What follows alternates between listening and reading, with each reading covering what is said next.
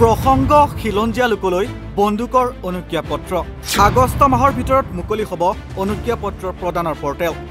এতিয়া প্ৰশ্ন হয় যে ২৬ৰ নিৰ্বাচনৰ পূৰ্বে ভাতৃঘাতী সংঘৰ্ষ লগাবলৈ চেষ্টা নেকি সীমান্তৰ চৰকাৰৰ? কাৰণ খিলঞ্জীয়াৰ হাতত বন্দুকৰ অনুজ্ঞাপত্ৰ দিব ওলাইছে সীমান্ত চৰকাৰে।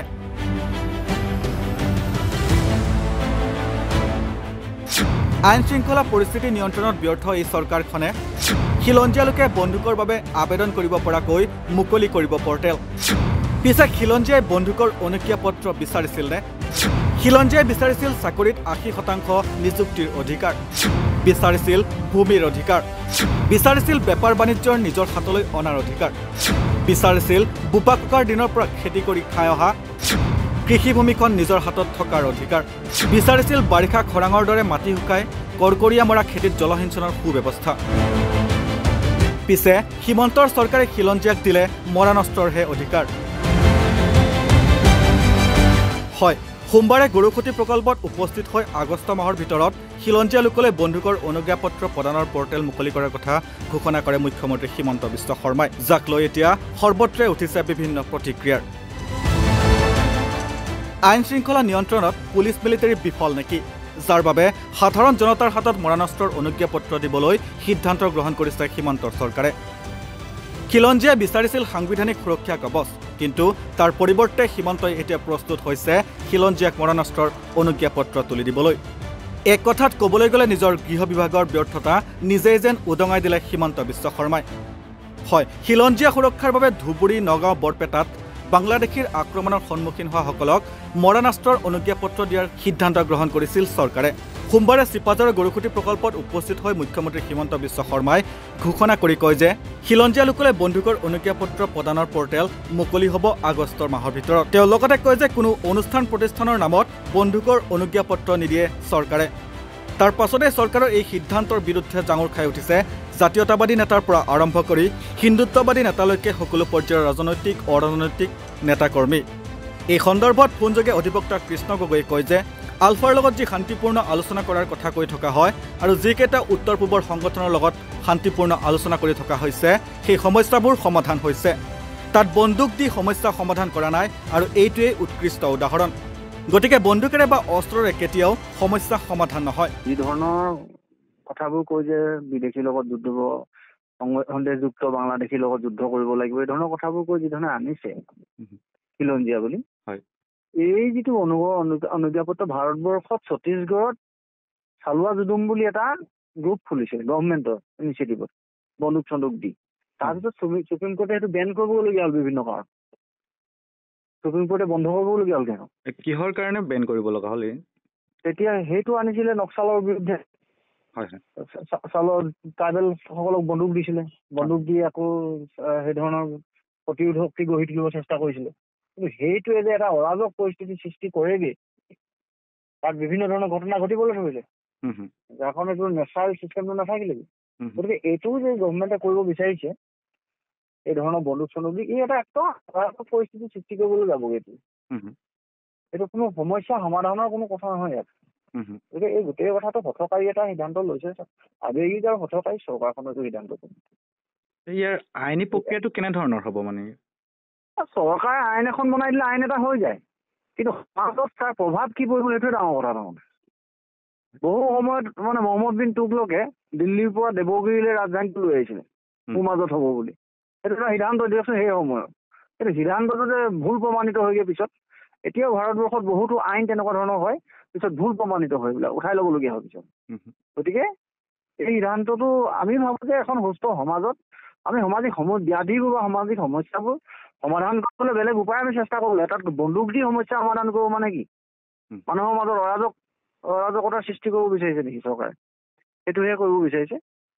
গতিকে এই সিদ্ধান্তটো হঠকাৰী চৰকাৰৰ।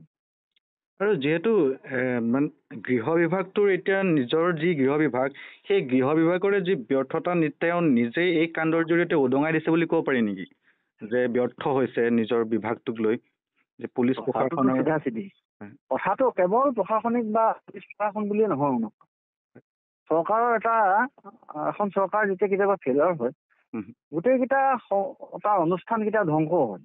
অকল গৃহ বিভাগ বুলি নহয়, গোটেইকেইটা বিভাগ যেতিয়া ধ্বংস পায় না এটা এটাকে, তেতিয়াহ'লে এই ব্যৰ্থ চব এফালৰ সকলো ফালৰ পৰা ব্যৰ্থ হয়। তেতিয়া কোনোবা এটাক জাপি দিব লাগে বুলি কথা নাই, কিন্তু মূলত কথাটো হ'ল যে এটা গৃহ বিভাগ আছে, বিশাল আৰ্মি এটা বাহিনী আছে ভাৰতবৰ্ষত।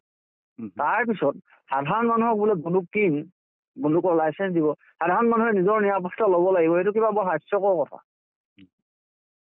মানে এইটো ২৬ৰ এতিয়া নিৰ্বাচন আহি আছে বাৰু, তাৰ পূৰ্বে যি পৰ্টেল খোলাৰ সিদ্ধান্ত গ্ৰহণ কৰিছে সেয়া হয়তো ক'ৰবাত নহয় ভাতৃঘাতী সংঘৰ্ষ লগাবলৈও তেনেধৰণৰ চেষ্টা নেকি বাৰু সীমান্তৰ চৰকাৰে?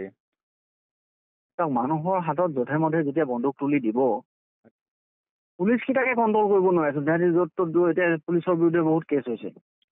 ৱেল ট্ৰেইন মানুহখিনি যেতিয়া কণ্ট্ৰল কৰিব নোৱাৰে, সাধাৰণ মানুহৰ হাতত যদি বন্দুক এটা পায়, কেনেকুৱা এটা অৰাজক পৰিস্থিতিৰ সৃষ্টি হ'ব আপোনালোকে কল্পনা কৰকচোন। এইটো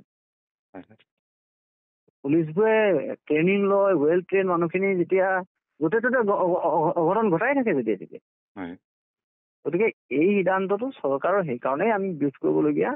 এখন সমাজ গঠন কৰিবলৈ হ'লে, সামাজিক সমস্যাবোৰ সমাধান কৰিবলৈ হ'লে, আৰু সেইকাৰণে আলফাৰ লগতো আমি কওঁ যে শান্তিপূৰ্ণ আলোচনা কৰকহে কৈ থাকো সদায়, সেইটোৱে বিচাৰে। আৰু যিকেইটা নৰ্থ ইষ্টৰ সংগঠনৰ লগত শান্তিপূৰ্ণ আলোচনা কৰি আছে, সেই সমস্যাবোৰ সমাধান হৈছে। তাত বন্দুক দি সমস্যা সমাধান কৰা নাই নহয় এতিয়ালৈকে, আৰু সেইটোৱে উৎকৃষ্ট উদাহৰণ। গতিকে বন্দুক দি মানুহে মানুহক হত্যা কৰিবলৈ অস্ত্ৰ যোগান ধৰি সমস্যা সমাধান নহয় কেতিয়াও। তাৰ সমান্তৰালভাৱে মুখ্যমন্ত্ৰীৰ এই সিদ্ধান্তক কঠোৰ ভাষাৰে সমালোচনা কৰে ৰাইজৰ দলৰ যুৱ নেতা বেদান্ত লস্কৰে।